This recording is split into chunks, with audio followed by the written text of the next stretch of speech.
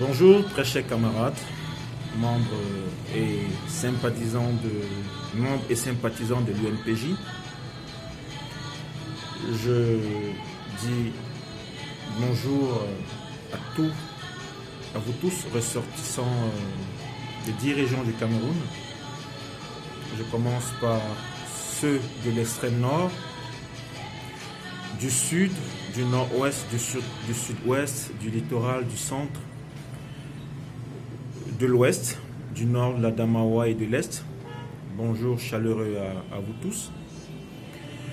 J'ai fait une promesse à nos camarades de l'UNPJ de l'extrême nord de faire une synthèse sur mon projet économique. J'ai un projet, l'UNPJ a un projet économique extrêmement ambitieux. Et je tiens à vous dire sans me vanter que c'est le projet le plus ambitieux que ce pays n'ait jamais connu. Il n'y a pas, je mets à défi, il y a de très bons projets de société. Les candidats ont de très beaux projets de société. Mais nous avons un projet de société très ambitieux et réalisable. Et également un projet de société, j'ai dit ambitieux, réalisable, et qui n'a que besoin de volonté politique. Volonté et courage politique. Bien.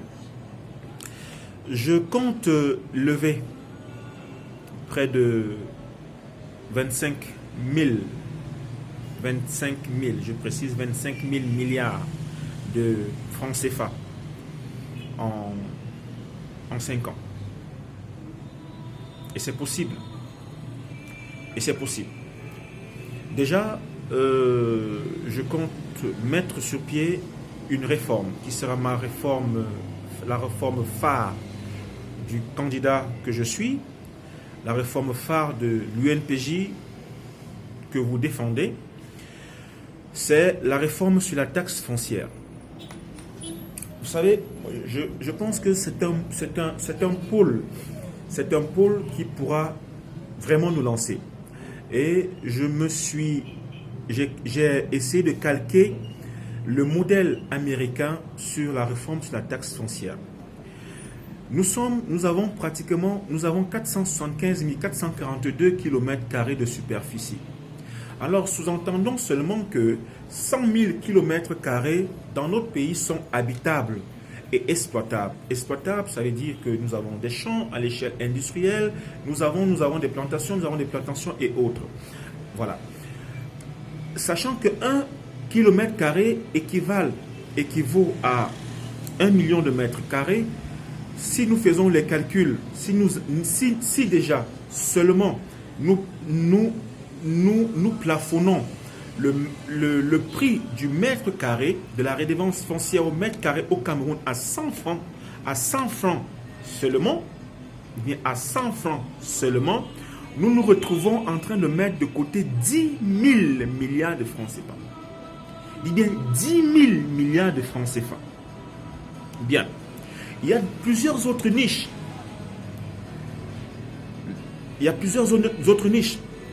Dans mon programme, je compte ramener le nombre de ministres à 16. Parce que, souvenez-vous, les États-Unis, c'est la première puissance mondiale, ils n'ont que 14 ministres. L'Allemagne a 15 ministres. C'est la première puissance européenne. Il est inconcevable que nous ayons ici, aujourd'hui au Cameroun, pratiquement 65 ministres assimilés et plus. Donc, le gouvernement, nous aurons 16 ministres dans lesquels il y aura 8 hommes et 8 femmes avec une parité absolue. 16 ministres, avec 16 ministres, nous faisons déjà des économies pratiquement de 1200 milliards de francs CFA. Bien 1200 milliards de francs CFA. La réforme sur JOP, nous allons opter pour le guichet unique de paiement. Avec le guichet unique de paiement, on réduit la corruption dans ce pays de 50 à 50, pratiquement 50%.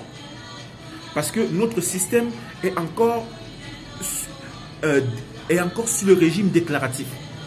On fait déjà des économies pratiquement de 1500 milliards et plus encore. Bien. Une autre niche, nous consommons, c'est vrai que Oui, moi, je vais avoir le courage de m'attaquer à l'industrie de l'alcool pour financer pour financer la sécurité sociale. Le Cameroun a consommé en 2020, je pense, 850 millions de litres de bière. Bière, uniquement de bière. 850 millions de litres de bière équivalent à plus d'1,3 milliard bouteilles de bière. Si je ne ménagerai aucun effort de faire passer la bière à 1500 francs, les 1000 francs supplémentaires iront à financer nos politiques, comme l'assurance maladie et bien d'autres. 850 millions de litres de bière de consommer en un an, je vous dis, c'est extrêmement énorme. On ne peut pas bâtir un pays avec des alcooliques. Avec 1500 milliards de francs CFA, on peut déjà financer l'emploi. On peut faire beaucoup de choses pour occuper les gens. Donc vous voyez, 1000 francs par bouteille de bière, on se retrouve à 1300 milliards de francs CFA par an, qu'on met déjà de côté. La taxe sur la pollution, il y a plusieurs niches, sans matraquer fiscalement les Camerounais. Vous voyez qu'avec tout cela, on se retrouve déjà en train pratiquement de mettre au-delà, un peu plus de 15 000 milliards de francs CFA. Nous ne touchons pas au budget actuel qui est de 4 800 et poussière de milliards. On ne touche pas au budget actuel. Bien. Si conscrivons-nous seulement à ces, disons, 15 000 milliards, ce qui est déjà énorme.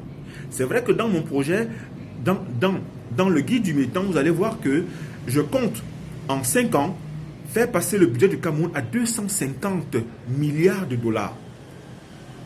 Et je dis bien c'est faisable, sans matraquer fiscalement les Camerounais, sans les asphyxier. C'est faisable. Le problème, c'est la bonne gouvernance. Aussi, il y a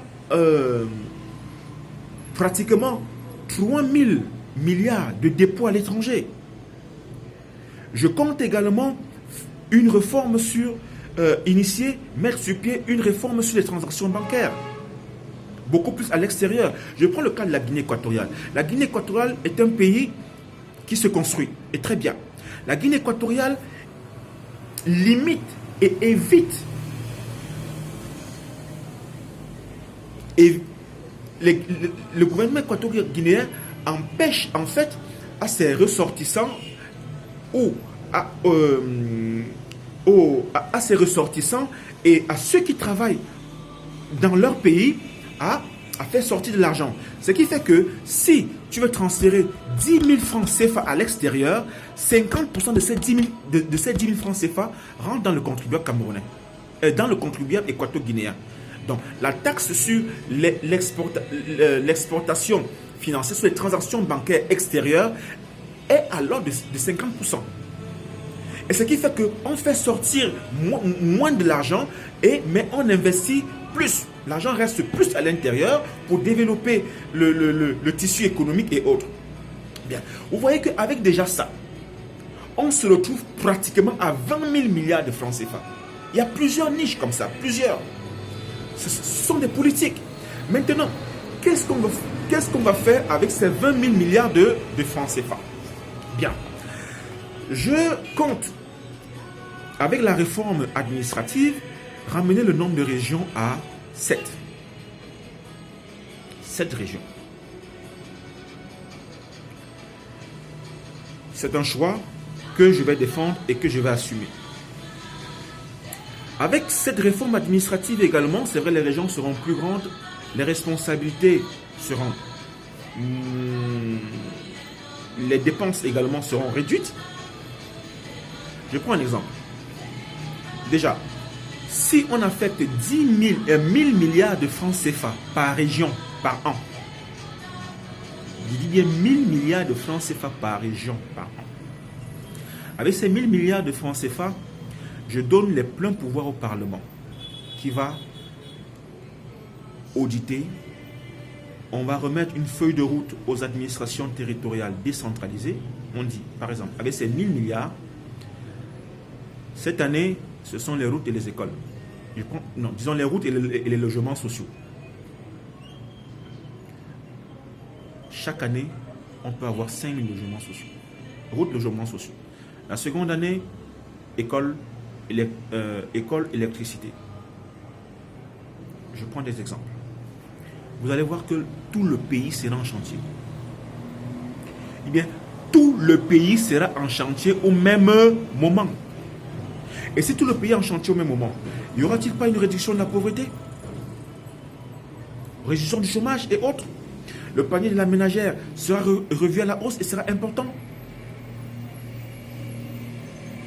Bien. 1000 milliards de francs CFA, on est déjà pratiquement à 7000 milliards. On injecte 500 à 1000 milliards pour soutenir le patronat camerounais. Disons 500 milliards pour soutenir les entreprises locales. Pour améliorer la compétitivité. Les emplois ne seront-ils pas créés? Bien.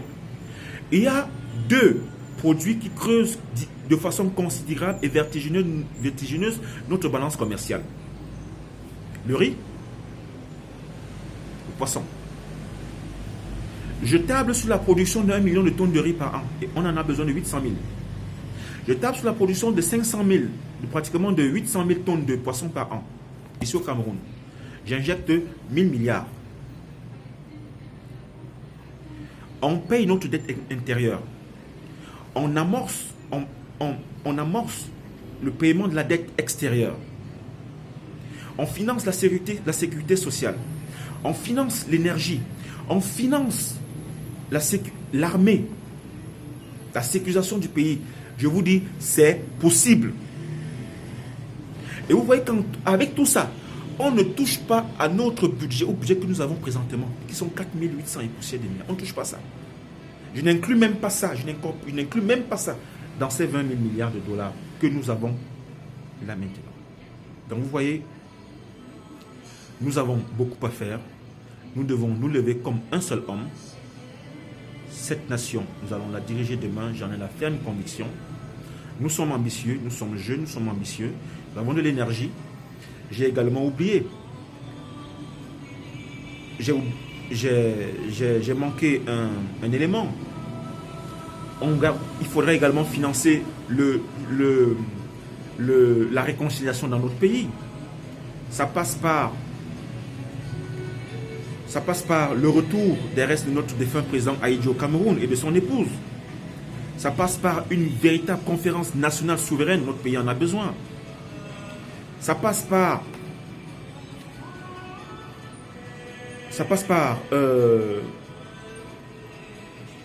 le dialogue et le consensus afin que tout ce qu'on connaît dans le nozo s'arrête.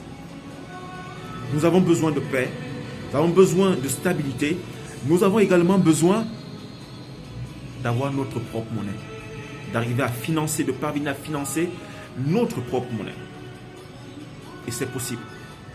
Parce qu'on ne peut pas être une nation grande, forte, prospère, si nous n'avons pas notre monnaie.